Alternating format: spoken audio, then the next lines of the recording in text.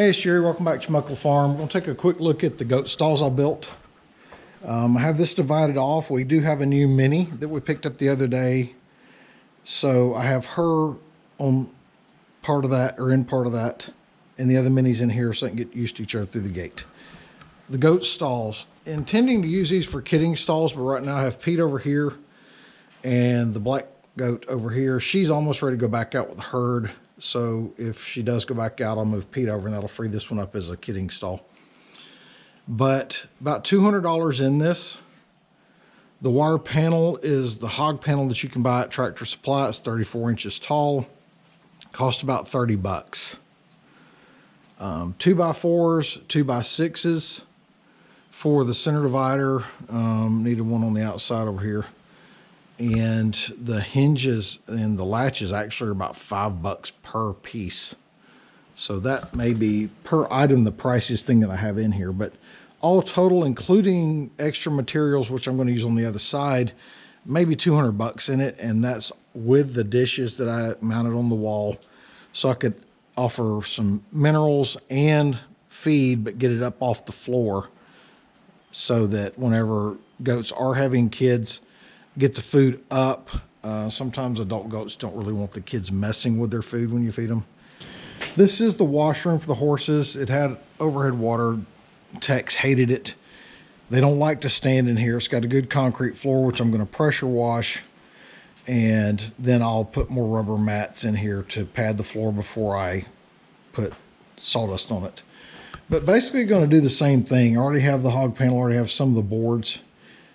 Outer center board here, and it's the same size, so I'll end up with 2 more 6x5 stalls. Can use those for kidding.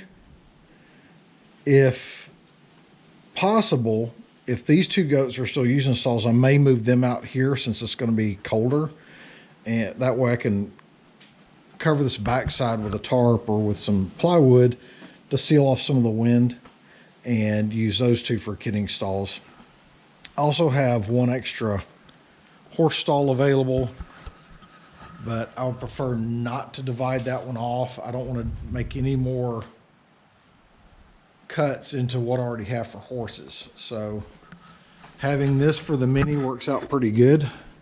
Selena can really socialize with the other adult minis without having any issues whenever it's time to feed. And she gets along fine with the goats that stay in there, and they're separated from each other anyway.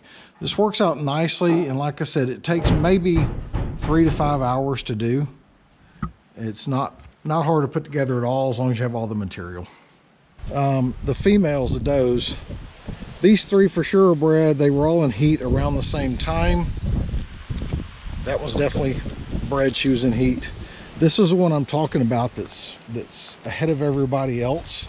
She's part Boer, and as you can see, she in the last 30 days has really put on a huge bag.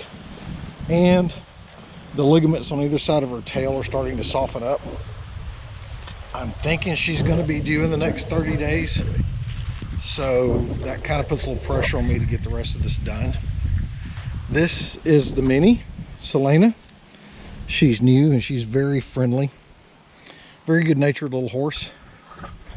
And very soon, hopefully she will be able to mix in with the other minis. But for right now, probably for the next 3 months at least, we're going to keep her separate.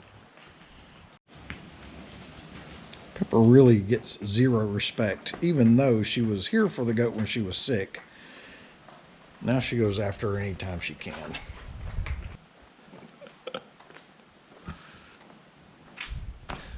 So Selena is not a fan of dogs. She just chased Pepper completely around the barn. And Pepper doesn't really understand this whole lack of respect she's getting at the barn these days. But it appears to be contagious.